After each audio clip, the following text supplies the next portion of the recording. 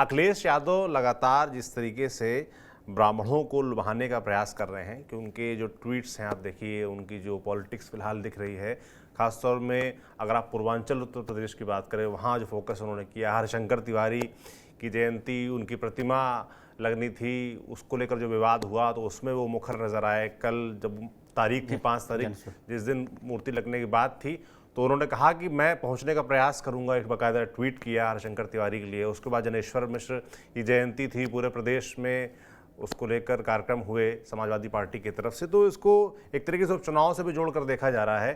थोड़ा विजय जी, मैं आपसे जानना चाहूँगा, गुबुल जी आपसे भी जानना चाहूँगा भाई कि ये जो ब्राह्मण कार्ड है, क्या उपचुनाव में इसका लाभ समाजवादी पार्टी को मिल सकता है? देखिए, इसको जो कोशिश है निश्चित तौर पे मुझे लगता है ये एक लिटमस टेस्ट की तरह है।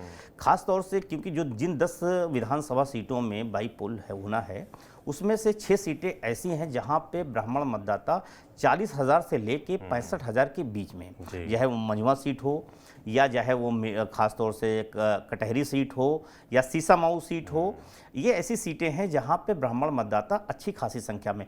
खैर की अलीगढ़ सीट, वहां पे भी 35,000 के आसपास जो है ब्राह्मण मतदाता हैं। तो मुझे लगता है फूलपुर सीट है, वहाँ भी ब्राह्मण मतदाता ठीक ठाक संख्या में है।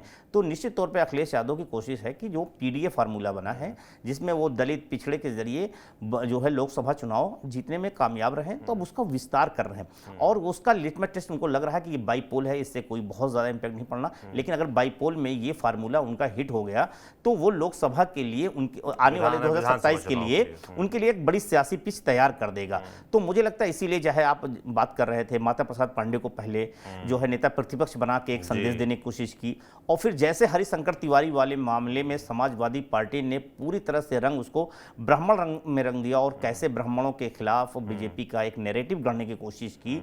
मुझे लगता है 2 तीसरा, आप देखिए कल जिस तरह से, हालांकि जनेश्वर मिश्रा समाजवादी के बड़े प्रोधा रहे हैं और बड़े जिनको छोटे लोहिया के नाम जाना जाता रहा है, समाजवादी पार्टी अखिलेश यादव के राजनीतिक गुरु भी रहे जनेश्वर मिश्रा जी, तो उनका, लेकिन जनेश्वर मिश्रा जी के अखिलेश यादव जयंती पे वहाँ पे खासतौर से जाना, जनेश्वर मिश्र पार्क जाना, वहाँ उनको श्रद्धांजलि देना, फूल चढ़ाना, उसके बाद समाजवादी पार्टी ने हर जिले में कार्यक्रम करना और सपा के कार्यक्रमों में ब्राह्मण समुदाय की सहभागिता को बढ़ना, मुझे लगता है ये एक तरह से लगातार बढ़ रही है। और मुझे लगता है अखिलेश यादव की यही कोशिश है कि हम इस बीच एक बाईपोल में एक, क्योंकि अखिलेश यादव को उत्तर प्रदेश में सियासी प्रयोग के तौर पे जाना जाता है, भले ही उनके तमाम पिछले प्रयोग फेल रहे हों, लेकिन पीडीए का प्रयोग सफल रहा है और लोकसभा चुनाव में उसके, और लोकसभा चुनाव में आप देखिए कि उन्होंने जिस तरह से जो खास तौर से बलिया सीट पे एक लिटमस टेस्ट किया और पहली बार बलिया सीट पे कोई ब्राह्मण सांसद बनने में सफल रहा है, और वो बनने में वो भी समाजवादी पार्टी से, और खास तौर से चंद्रशेखर के बेटे को हरा के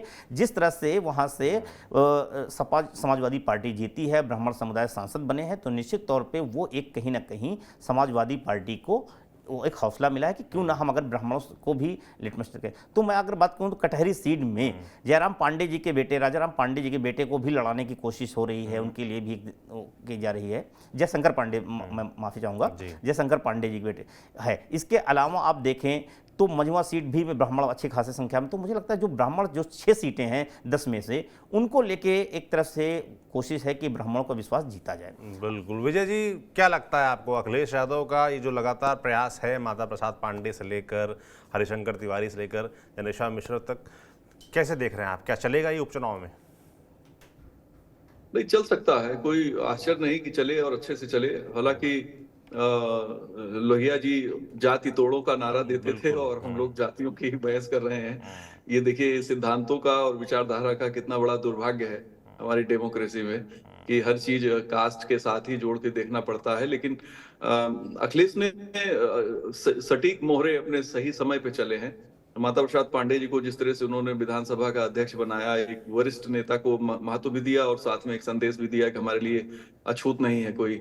और उत्तर प्रदेश में देखिए मुस्लिम के बाद जो सबसे बड़ी आबादी है वो ब्राह्मणों की है। हालांकि ये ना किसी के बेस वोट है, ना कभी यूनाइट होकर वोट करते हैं, ये अलग अलग पैटर्न पे वोट करते हैं और इनकी बहुत ख्वाहिश भी नहीं होती कि हमारी बिरादरी का आदमी जीते। ये जिसके साथ जाना चाहते हैं चले जाते हैं और वोट कर देते हैं। तो ये जो परिस्थिति है ये बाई इलेक्शन में अखिलेश को लाभ पहुंचा सकती है, क्योंकि अभी ताजा ताजा हालात बदले हैं और एक तरीके से जो मंथन चिंतन चला बीजेपी के भीतर, उसमें से अगर लोकसभा चुनाव में देखें तो ब्राह्मण एक ऐसी कम्युनिटी रही है जो डट के बीजेपी के साथ ज्यादातर सीटों पे मजबूती से खड़ी थी। कुछ एक सीटों को छोड़ दिया जाए, जी। जिसमें बांदा है, बलिया है, वो परिस्थितिजन्य स्थितियां थी, लेकिन आमतौर पे ब्राह्मण बीजेपी के साथ रहा है। तो बाई इलेक्शन में अगर 20% भी सेंधमारी अखिलेश करेंगे, और मुझे लगता है कि होगा जरूर, लोग एक अभी भी मतलब ये सबक सिखाने वाली एक ट्रेंड है कि सबक सिखाना है, तो वो शायद काम करेगा बाई इलेक्शन में, और इसका फायदा समाजवादी पार्टी को हो सकता है। बिल्कुल, तो सभी की नज़र कुल मिलाकर उत्तर प्रदेश में होने वाले 10 सीटों के उपचुनाव पर है। चाहे अखिलेश यादव हों, चाहे भारतीय जनता पार्टी हो, सभी की योजनाएं उसी को लेकर बन रही।